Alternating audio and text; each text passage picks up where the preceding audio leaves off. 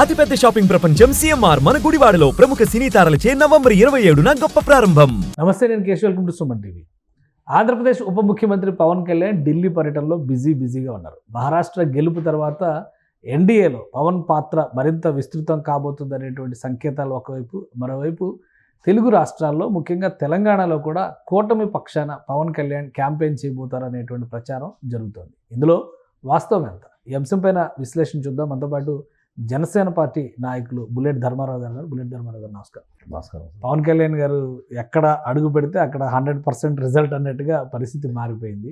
So elections results తర్వాత, Maharashtra elections results తర్వాత చాలా చర్చ నడుస్తుంది. ఏంటి జనసేన అధినేత ప్రణాళిక, ఆయన ప్లానింగ్ ఏ విధంగా ఉండబోతుంది? ఢిల్లీలో బిజీగా ఉన్నారు, సరే రాష్ట్ర ప్రభుత్వ పక్షాన ఉండేటువంటి కార్యక్రమాలు ఉంటాయి, అయితే పొలిటికల్ ఎజెండా కూడా ఖచ్చితంగా ఉంటుంది.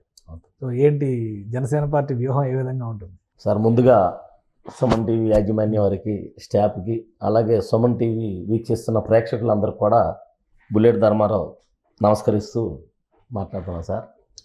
సార్ ఏదేమైతే మనందరం కూడా చిరకాల కోరిక పవన్ కళ్యాణ్ గారిని ఎక్కడో ఉవ్వెత్తు స్థానంలో చూడాలని ప్రతి ఒక్కళ్ళ ఆశ, ఎప్పటి నుంచో బలమైన కోరిక ఉన్న వాళ్ళందరికీ కూడా ఇవాళ పవన్ కళ్యాణ్ గారు ఆయనంటే ఏంటో చూపించే స్థాయిలోకి వెళ్ళిపోయాడు. వాళ్ళు ఎవరికి కూడా అందనంత ఊహించిన స్థాయికి ఇలా వెళ్తారని ఎవడో కూడా ఊహించలేదు.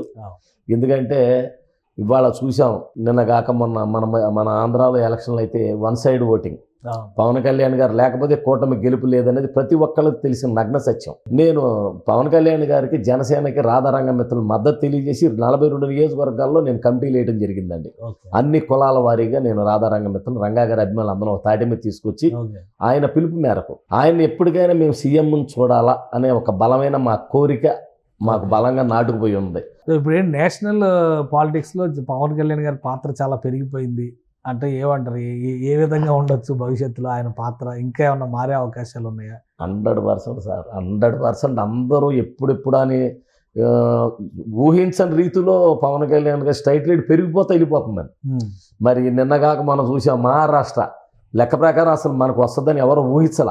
అక్కడ కాంగ్రెస్, బాల్ ఠాకరే, ఉద్ధవ్ ఠాకరే వీళ్ళందరూ కూడా కూటమి కింద ఏర్పడి, శరద్ పవార్ వీళ్ళందరూ కూడా ఏర్పడి వాళ్ళదే విజయం అని చెప్పి కొన్ని ఛానల్స్ కూడా వాళ్ళకే గెలుపు అన్నట్టుగా చెప్పింది.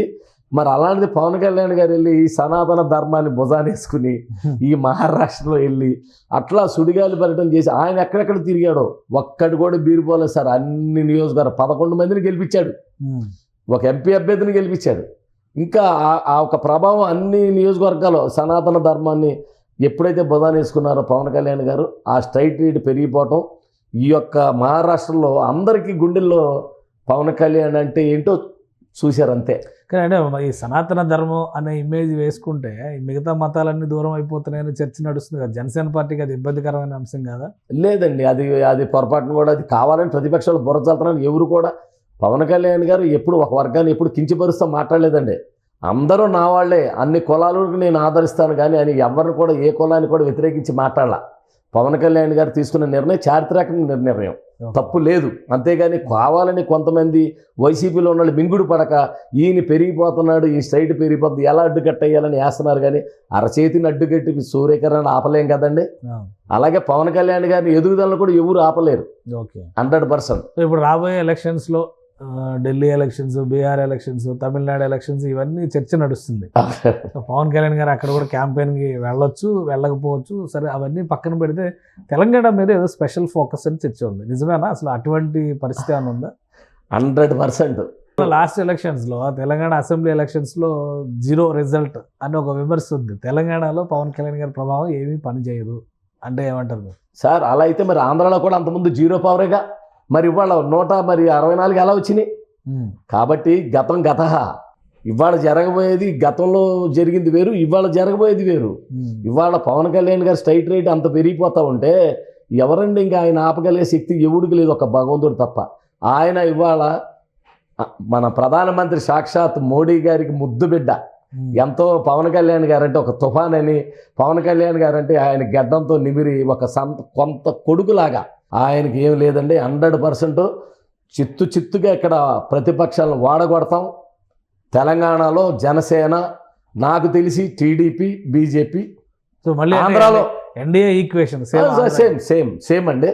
పవన్ కళ్యాణ్ గారు ఇక మోడీ గారు ఇక ఆశయాలతో వచ్చారంటే ఇవాళ చంద్రబాబు నాయుడు గారు కూడా వాళ్ళ పవన్ కళ్యాణ్ గారి సలహాలు కూడా తీసుకుందే ముందుకెళ్ళే పరిస్థితి లేదు. ఎందుకంటే ఆయన కూడా కలిసే పవన్ కళ్యాణ్ గారి నిర్ణయానికి కూడా ఆయన వ్యతిరేకించట్లేదండి. చంద్రబాబు నాయుడు గారు కూడా పవన్ కళ్యాణ్ గారికి పెద్దపేట వేస్తున్నారు. ఆయన తీసుకునే నిర్ణయాలు కూడా ఆయన కూడా కట్టుబడి ఉన్నారు. తెలంగాణలో సెంటిమెంట్ ఎక్కువ, ఒకే రాష్ట్రం విడిపోయి ఇవన్నీ ఉన్నాయి కాబట్టి తెలుగుదేశం కలిస్తే సమైక్యవాదులు అని చెప్పని, పవన్ కళ్యాణ్ వచ్చిన సమైక్యవాదం అనేటువంటి ఒక ఇమేజ్, లాస్ట్ టైం జిహెచ్ఎంసీ ఎలక్షన్స్లో బీజేపీ నేతలే వద్దని చెప్పడం, ఈసారి అసెంబ్లీ ఎలక్షన్స్లో 0 రిజల్ట్ రావడం, మళ్ళీ చంద్రబాబు నాయుడు వస్తే సమైక్యవాదులు వస్తున్నారనేటువంటి అవకాశం బీఆర్ఎస్ లాంటి పార్టీలకు ఇవ్వడం, ఇవన్నీ జరుగుతాయనే ఒక ఆలోచన ఉంది. అవన్నీ బ్రేక్ చేయగలుగుతుందా కూటమి?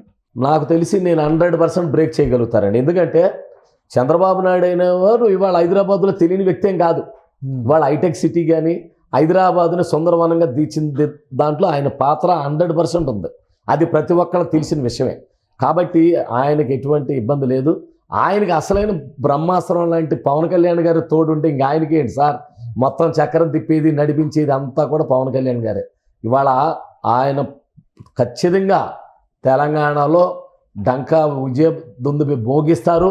రేపొద్దున పవన్ కళ్యాణ్ గారికి సపోర్ట్. సో ముందుగానే ప్రిపరేషన్ తెలంగాణలో గ్రౌండ్ వర్క్ మొదలుపెట్టారు 100% మొదలుపెట్టారు. అన్ని నియోజకవర్గాల్లో మొదలు పెడతారా లేదా ఎంపిక చేసిన? అంటే ముందు నేను నా ఒక అభిప్రాయం ఏంటంటే ఈ తెలంగాణలో మొట్టమొదటిగా ఈ హైదరాబాద్లో దాదాపు 100 చిల్లర దాకా నియోజకవర్గాలు ఉన్నాయి కదా సార్. ముందు సరౌండింగ్స్లో ఉన్న నియోజకవర్గాలు, సరౌండింగ్లో ఉన్న నియోజకవర్గాలను దృష్టి పెడుతున్నాం. ఈ దృష్టి పెట్టిన తర్వాత దాన్ని బట్టి ఇక ఆటోమేటిక్గా రాష్ట్రం అంతా కూడా సూటిగాలి పర్యటన చేస్తారు మా నాయకులు. నేను ఎవరికైతే పగ్గాల చెప్తున్నానో మాకు సహాయ సహకారాలు అందించేది ఎక్కువగా ముమ్మారెడ్డి ప్రేమ్ కుమార్ గారు కానీ, మరి ఇంకా కాపు సంఘం నాయకులు ఉన్నారు, మన మిరియాల రాఘవరావు గారి, అరవ రామకృష్ణ గారు కానీ, ఈ హైదరాబాద్లో ఉన్న కాపు సంఘం పెద్దలండి. మిరియాల రాఘవరావు గారు అంటే మా మచిలీపట్నం వాసి. ఓకే, ఆయన అంటే ఇక్కడ కూడా చాలా మందికి బాగా పేరు ప్రఖ్యాతులు ఉన్నాడు. మాకు అన్నగారు అవుతాడు మిరియాల రాఘవరావు గారు, మాకు అత్యంత ఆప్తుడు. ఇప్పటి నుంచి అంటే ఎలక్షన్స్ ఇంకా చాలా దూరం ఉంది, టైం ఇంకా ఉంది, ఒక 3.5 ఏళ్ళు ఉంది దగ్గర తెలంగాణలో. ఇప్పటి నుంచే కూటమి నాయకులు, కూటమి పార్టీలు తెలంగాణలో బలమైనటువంటి క్షేత్రస్థాయిలో పనిచేయడానికి ప్రణాళికను సిద్ధం చేసుకున్నారా? పవన్ కళ్యాణ్ గారు కూడా ఏదో ఎన్డీఏ కన్వీనరు, కో కన్వీనర్ ఇలాంటి చర్చలు నడుస్తున్నాయి. అలాంటివి వచ్చే అవకాశం ఏమన్నా? 100% వచ్చినా ఆశ్చర్యపడక్కర్లేదండి. ఇంకా ఆయనకన్నా అంతకన్నా ధీటుగలవాడు ఎవరు కూడా కనబడతలా. ఆయనకి మీరు అన్నట్టుగా 100% రావచ్చు. అయితే ఇంకా 4 ఏళ్ళు ఉందో, మీరు టైం 3 ఏళ్ళు ఉందో అంటున్నారు కదా సార్. వాళ్ళ మన మెట్రో రైలు స్టేషన్ కట్టాలంటే పిల్లర్లు పాతుకుని రావాలా. ఈ పిల్లర్లు కట్టి పైన వేసుకుని ఎంత టైం పడుతుంది కదండి. అలాగే గ్రౌండ్ వర్క్లో మేము కూడా ఈ యొక్క రాధారంగ మిత్రం మేము డెవలప్ చేసుకుని ఇక్కడున్న కాపు సంఘం నాయకులు, ఇక్కడున్న రంగాగారి అభిమానులు, తెలంగాణలో కూడా రంగాగారి అభిమానులు దాదాపు 1 కోటి మంది పైన ఉన్నారండి. ఎవరికి కూడా తెలియని నగ్న సత్యం ఏంటంటే అభిమానులు అన్ని కులాల్లోనూ, ఒక్క కాపు కులమే కదా, అన్ని కులాల్లో రంగాగారు అంటే, ఎందుకంటే ఉమ్మడి రాష్ట్రంలో ఉండగా రంగాగారు హైదరాబాద్లో చాలా మందికి పనులు చేసి పెట్టాడండి. రంగాగారు ఆనాడు కాంగ్రెస్ ఎమ్మెల్యేగా ఉన్నా కూడా ఆంధ్రాలో ఉన్నా అప్పుడు కలిసే ఉంది కదా, కలిసి ఉన్నా కూడా హైదరాబాద్ ఎక్కువగా వచ్చేవాడు. మరి వాళ్ళ అబ్బాయి కూడా రాధాబాబు కూడా ఇక్కడ వీళ్ళందరినీ ఒక దగ్గర చేసేటువంటి ప్రయత్నం మీరు చేస్తున్నారండి. నా వంతుగా ఏంటంటే ఈ కాపు సంఘం నాయకులందరినీ కూడా ఒక దగ్గర తీసుకొచ్చి ఇక్కడ రంగాగారి ప్రభావంతో పవన్ కళ్యాణ్ గారి మద్దతుగా తెలంగాణలో కూడా మేము రాధారంగ మిత్రముల జెండా పాతాల, మళ్ళీ ఇక్కడ కూడా ఆంధ్రాలో మేము ఏ విధంగా అయితే సపోర్ట్ చేసి గెలిపించుకున్నామో తెలంగాణలో కూడా మేము గెలిపించుకోవాలని మా యొక్క ఆలోచన, మా యొక్క కోరిక. రైట్, థ్యాంక్ యూ ధర్మారావు గారు మీ విశ్లేషణ అందించినందుకు. ఇది ధర్మారావు గారు చెప్తున్నటువంటి అంశం ప్రకారం చూస్తే జనసేన పార్టీ ఈసారి తెలంగాణ ఎన్నికలో ఒక కీలక పాత్ర పోషించడానికి సన్నద్ధం అవుతుంది. అలానే ఎన్డీఏ కూటమి పెద్దల ఆశీస్సులతో పవన్ కళ్యాణ్ ఇక్కడ చక్రం తిప్పుతారని ధీమాగా చెప్తున్నారు. రాబోయేది ఎన్నికలకి సమయం ఎక్కువ ఉన్నప్పటికీ కూడా రాబోయే రోజుల్లో క్షేత్రస్థాయిలో జరగాల్సినటువంటి పార్టీ నిర్మాణ కార్యక్రమాలని చురుగ్గా నిర్వహిస్తామని ఆయన చెప్తున్నారు. ఇది special discussion. Keep watching. Suman టీవీలో మీ పర్సనల్ అండ్ బిజినెస్ ప్రమోషన్స్ కోసం కింది నెంబర్కి కాంటాక్ట్ చేయండి.